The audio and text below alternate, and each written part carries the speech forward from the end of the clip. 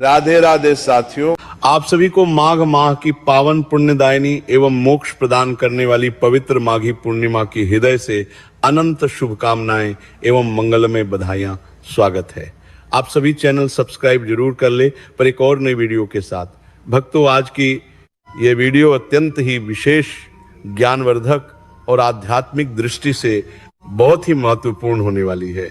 इसीलिए आप सभी से विनम्र निवेदन है कि इस वीडियो को शुरू से अंत तक पूरा ध्यान पूर्वक अवश्य देखें, क्योंकि आज के इस पावन वीडियो में हम जानेंगे कि साल 2026 में सर्व पाप नाशिनी मोक्षदायिनी माघी पूर्णिमा वास्तव में किस दिन पड़ रही है।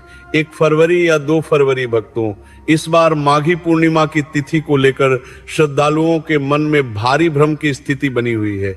कई पंचांगों में अलग अलग तिथियां बताई जा रही हैं, जिस कर दिन पड़ रही है, जिस श्रद्धालुओं के मन में, कारण भक्तों के मन में यह बड़ा प्रश्न है कि माघी पूर्णिमा का व्रत किस दिन रखा जाए, पवित्र स्नान, दान और पूजा किस दिन करना शुभ रहेगा, सही तिथि कौन सी है और वह कौन से रामबाण उपाय करके हम अपने इष्ट देवता और पितरों को प्रसन्न कर सकते हैं, और किन चीजों का दानिश पूर्णिमा तिथि के दिन करना है।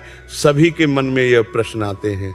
तो भक्तों, इसी भ्रम और आपके प्रश्न को दूर करने के लिए हम आपके लिए वैदिक दृग पंचांग सहित सभी प्रमाणिक पंचांगों के आधार पर माघी पूर्णिमा 2026 की सटीक, शुद्ध और प्रमाणिक तिथि निकाल कर लाए हैं, ताकि आप संगीत बिना किसी संशय के पूरे श्रद्धा भाव से व्रत, स्नान, दान, पूजा और साधना कर सकें और इस पावन पूर्णिमा का संपूर्ण पुण्य फल संगीत प्राप्त कर सकें।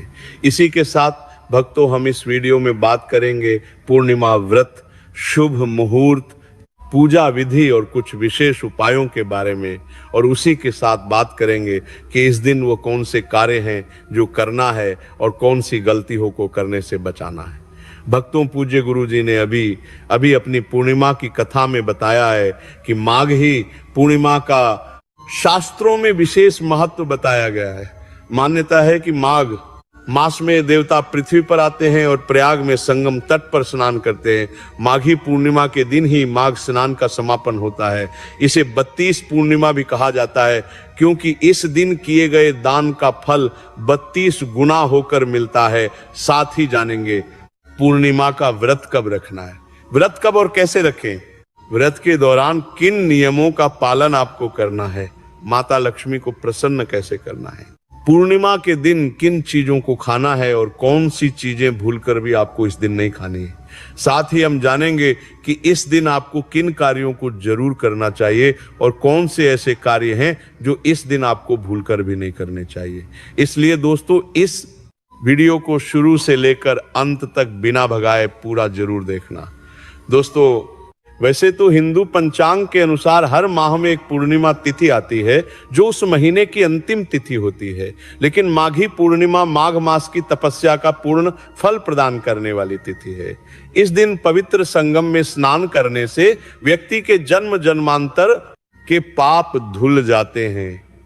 यह दिन सूर्य और चंद्रमा के शुभ संयोग का प्रतीक है, जिससे ग्रहों की बाधा शांत होती है, मोक्ष मिलता है और मां लक्ष्मी व भगवान विष्णु की पूजा से सुख समृद्धि आती है। साथ ही इसी दिन माघ मास के 1 महीने के कल्पवास की पूर्ण होती है, जिस वजह से यह दिन सभी साधुओं और गृहस्थों के लिए अत्यंत ही महत्वपूर्ण हो जाता है। माघ माह की यह पूर्णिमा तिथि, जिसे समस्त दोषों को हरने वाली पूर्णिमा बताया जाता है। शास्त्रीय मान्यता है कि जो भी व्यक्ति इस एक पूर्णिमा के दिन ब्रह्म मुहूर्त में नदी स्नान कर लेता है, उसे स्पर्श करने मात्र से वायु भी पवित्र हो जाती है।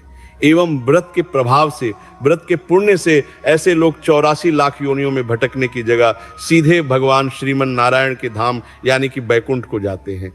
इस व्रत की विशेषता बताते हुए कहा गया है कि यदि कोई व्यक्ति किसी कारणवश पूरे माघ महीने में सुबह स्नान नहीं कर पाया हो, तो उसे माघी पूर्णिमा के दिन स्नान करने से पूरे महीने के स्नान का फल एक साथ प्राप्त हो जाता है। शास्त्रों में बताया गया सिर्फ यह एक उपाय कर लेता है तो उसे भगवान श्रीमन नारायण एवं माता लक्ष्मी जी का अद्भुत आशीर्वाद प्राप्त होगा। भक्तों, हमारे शास्त्रों में पूर्णिमा तिथि का महत्व सभी तिथियों में सर्वाधिक बताया गया है।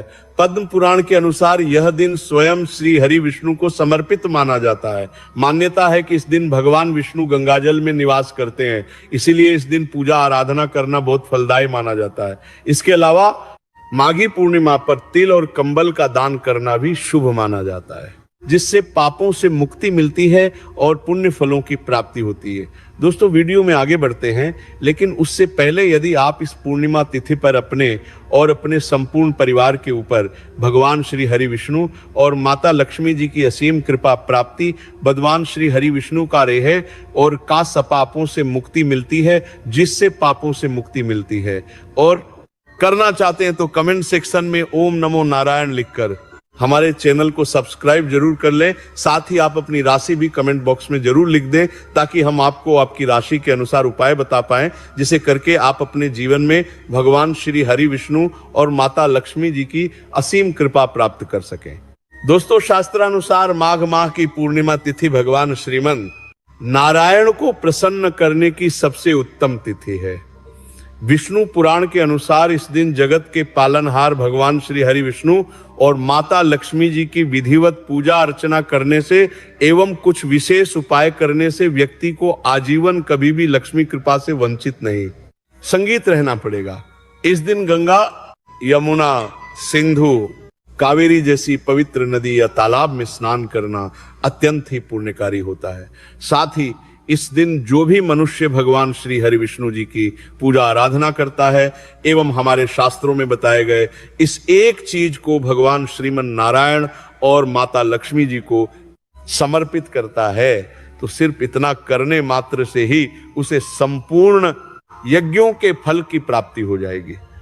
देखिए दोस्तों, श्रीमद् भागवतम के अनुसार जिस भी व्यक्ति को अपने जीवन में धन, संपदा, सुख, समृद्धि, शांति आदि संगीत चाहिए, भगवान श्री हरि जी के साथ साथ माता लक्ष्मी जी की विशेष कृपा भी चाहिए, उसे प्रत्येक पूर्णिमा का व्रत जरूर करना चाहिए।